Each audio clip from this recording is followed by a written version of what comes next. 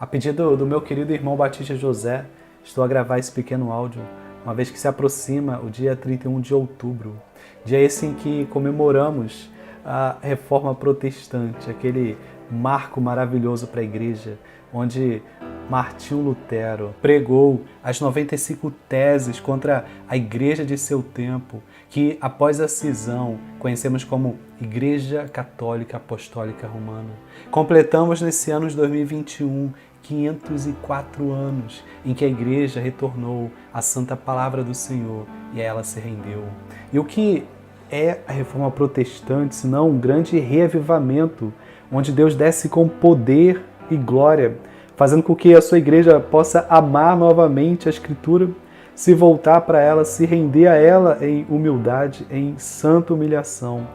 para que a palavra e somente ela pudesse transformar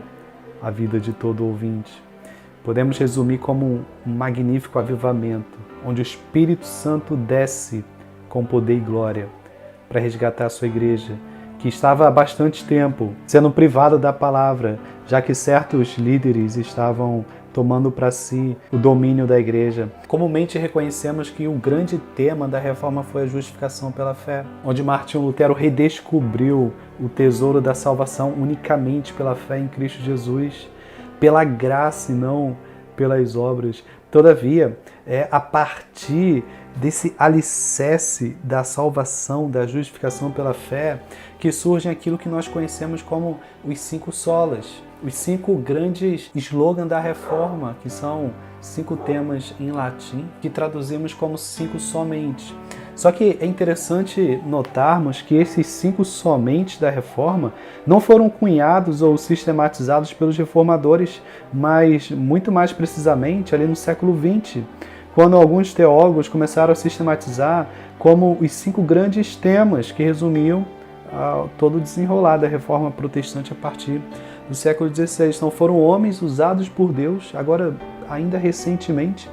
que decidiram olhar para trás, estudar todo o escopo da reforma, viram a base da justificação pela fé, mas viram que a partir da justificação pela fé, alguns outros temas eclodiram como principais, dentre eles esses 5 somente, que são sola Scriptura, somente a Escritura, solus Christus, somente Cristo, sola gratia, somente a graça, sola fide, somente a fé, e só lhe deu glória. E um ponto importante aqui é que quando pensamos nesses 5 temas, Escritura, Cristo, graça, fé, glória, tendemos a concluir que então aqueles cristãos católicos, eles não criam nesses pontos, não criam em Cristo, não criam na Escritura, e isso não é uma verdade. Essa não é a questão principal. Por isso que é necessário notar com atenção a palavra somente, os solas, antes dessas palavras temáticas principais, pois eles até criam nesses pontos, mas, e aqui está a questão central, com os devidos acréscimos. Bíblia mais tradição, graça mais cooperação do homem, fé, mas também as indulgências e assim por diante. Por isso que enfatizamos hoje os solas, não acusando a Igreja Católica Romana de negar taxativamente essas ênfases, mas acusando sim de acrescentar aquilo que a Bíblia define como outro evangelho. O apóstolo Paulo diz em Gálatas 1, do 9 ao 10, o seguinte: mas, ainda que nós mesmos ou um anjo do céu vos anuncie outro evangelho além do que já vos tenho anunciado, seja anátema. Assim, como já vô-lo dissemos, agora de novo também vô-lo digo, se alguém vos anunciar outro evangelho além do que já recebestes, seja anátema, ou seja maldito. Paulo está a pontuar aqui a propagação do verdadeiro evangelho, mas com pitadas de acréscimos, algo de uma sagacidade demoníaca, pois muitos têm caído no engano sem perceber esses pequenos acréscimos, que tornam nulo todo o suposto evangelho anunciado, servindo mais de condenação que salvação. E Paulo traz isso à tona, dizendo, olha, cuidado, pois eles podem até crer na Bíblia, podem até crer, a gente fazendo agora a devida aplicação, podem até crer no Cristo, podem até crer na graça, na fé, podem até dizer glória, glória a Deus, mas vejam os acréscimos que eles têm colocado.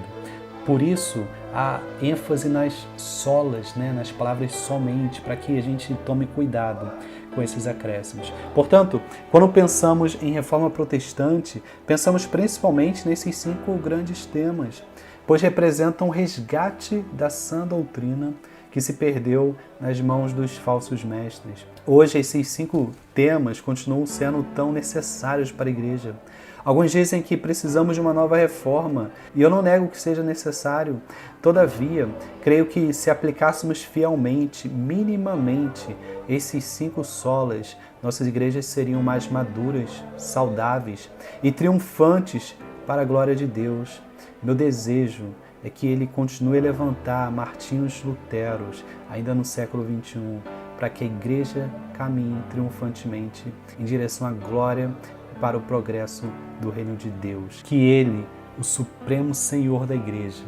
nos ajude.